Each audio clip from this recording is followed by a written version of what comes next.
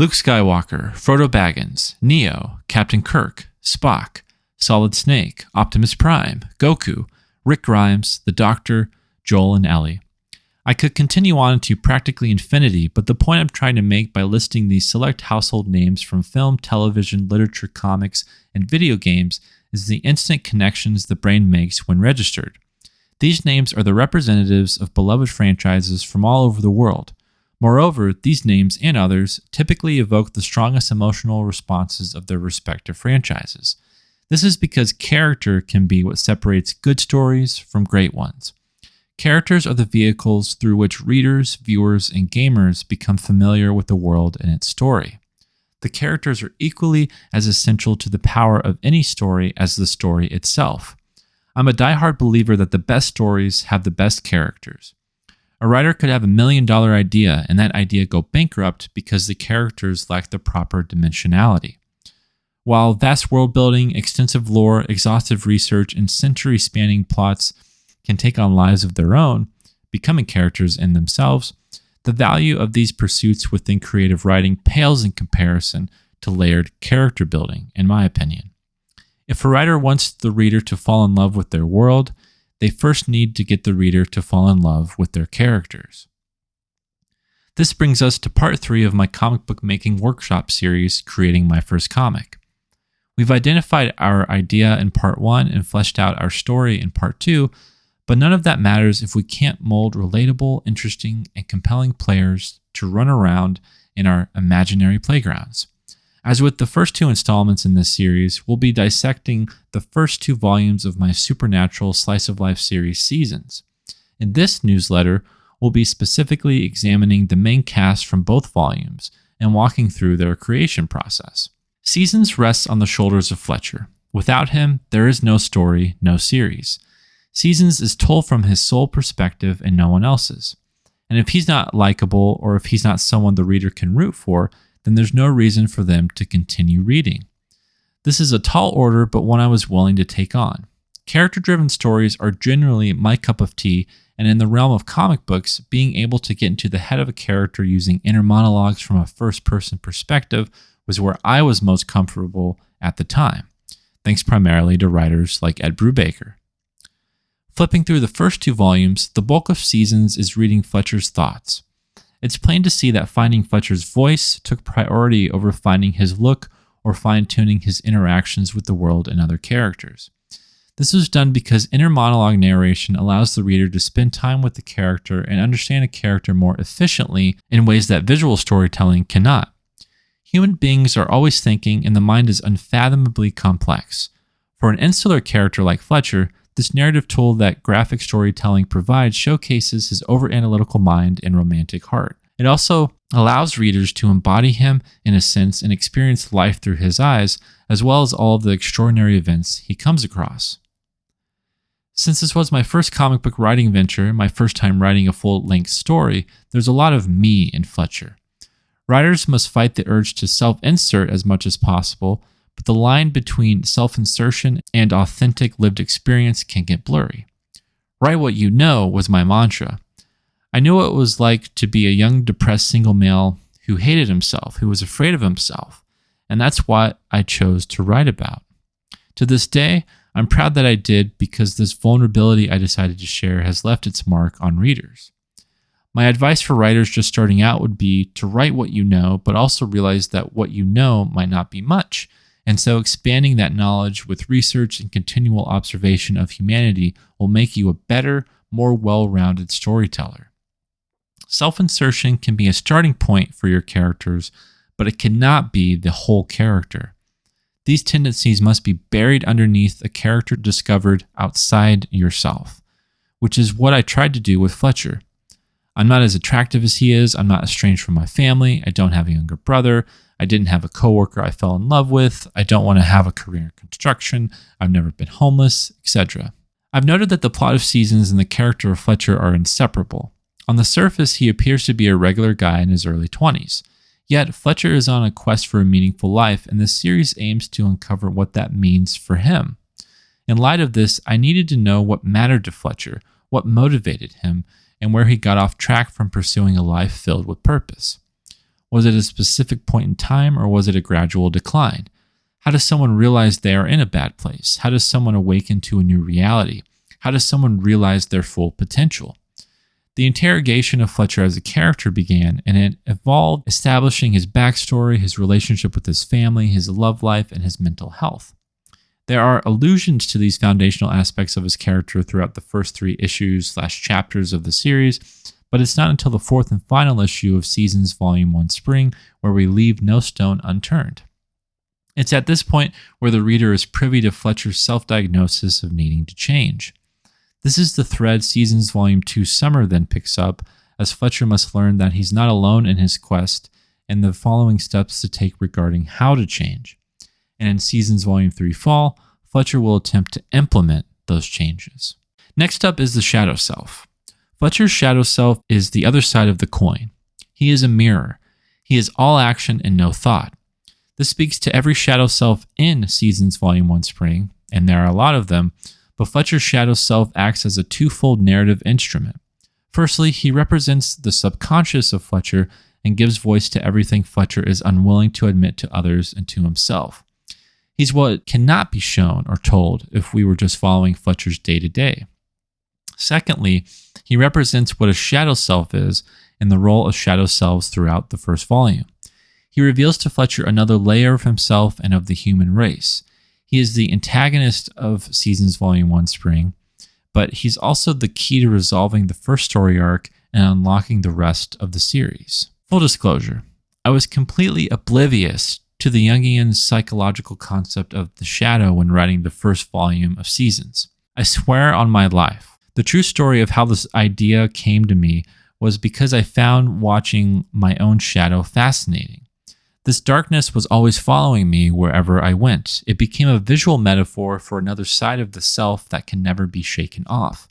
It wasn't until I started collaborating with the artist of the series, Anthony Gonzalez Clark, that he brought Carl Jung's articulation of the shadow to my attention. As I dug deeper into the concept, it only bolstered my confidence that the idea of dark side entities manifesting themselves, which is not an original idea, mind you, actually worked perfectly for the story I was trying to tell. The idea of literal shadow selves walking amongst the earth was tapping into something more profound than I thought, and henceforth I could sound smarter and more well-read than I was in fact. On a visual level, the use of shadows and shadow-like figures presented plenty of opportunities for Anthony to play around.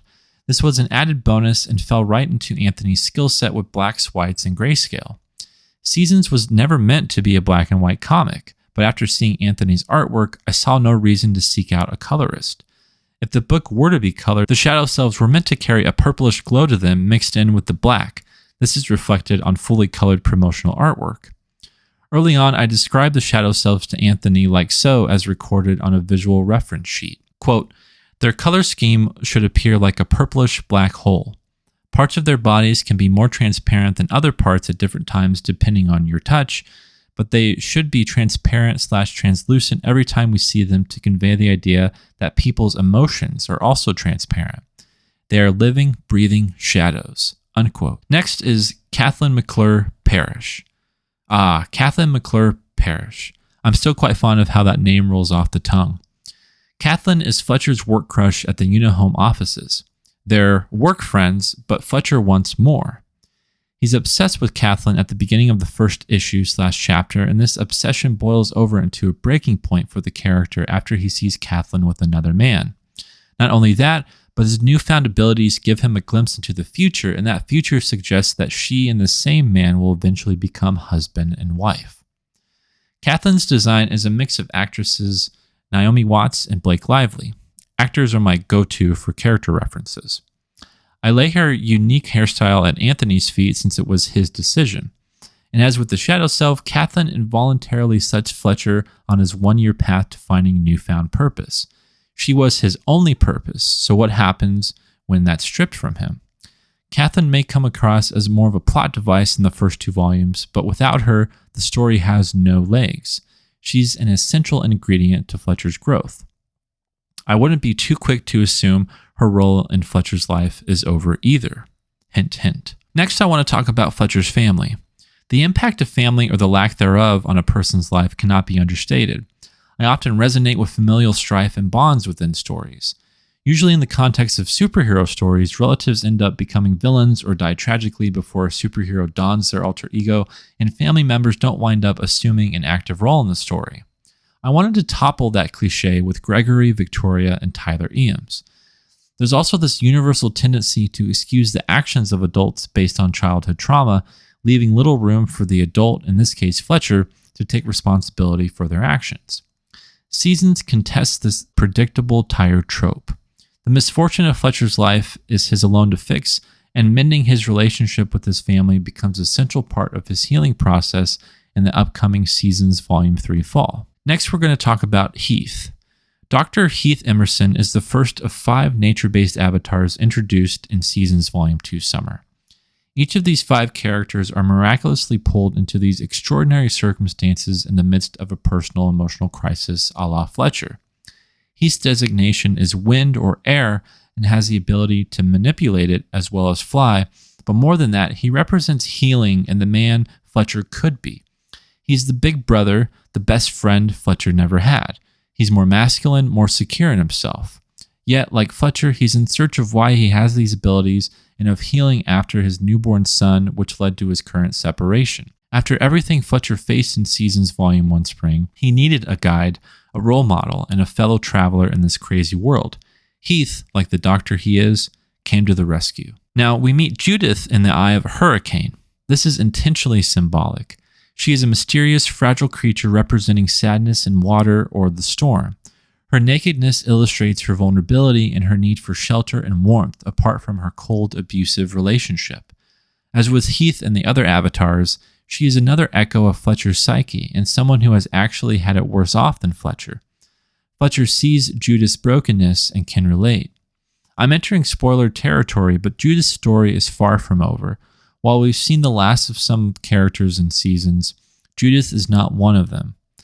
I'll just leave it at that. Next, we have Baker. Baker is featured heavily in the 6th issue of the series within the pages of Seasons Volume 2 Summer. He takes on the role of fire and anger. His design resembles that of a volcano. His skin is ashen and his veins are made of lava. We discover that Baker and Heath were once close friends and went to med school together, yet they haven't seen each other in years.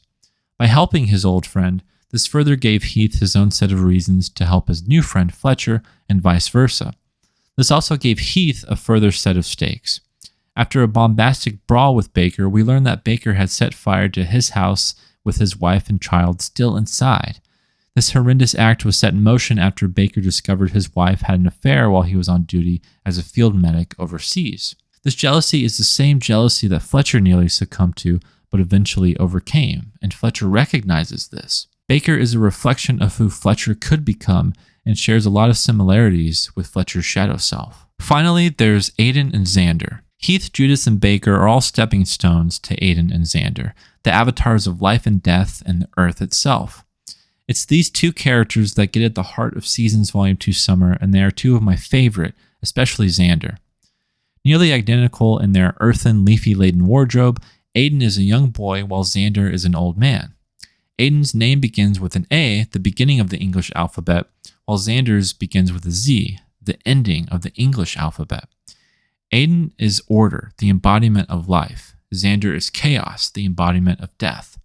They represent 2 opposing worldviews, and at the end of the 2nd volume, Fletcher is caught in between them. It's through Heath and Fletcher's intervention that Aiden and Xander's harmony is shattered, and it's at this point where Fletcher has to make a fateful choice. It's safe to deduce that every character in Seasons thus far has been created to shine a light on Fletcher and his own actions, past, present, and future. From their self-explanatory designs to their unique personalities, they serve the greater story and serve to enhance his character development. Since Seasons revolves around Fletcher, I felt it necessary to do this. Your story, however, may not require this amount of focused energy around your central character, which is understandable. Whatever type of story you're writing and however big your cast may be, the chief goal for any writer should be to make your character feel like they matter and that they're believable. Avoid creating characters that merely take up space.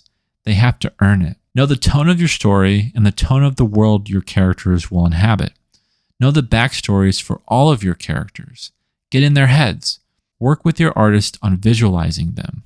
Then, Let them speak to you. Up next, it's time to get technical. Join me in a few weeks for creating my first comic, Part 4, The Script. Thanks so much for watching. Please subscribe to the channel, give this video a like, and let me know your thoughts in the comments below.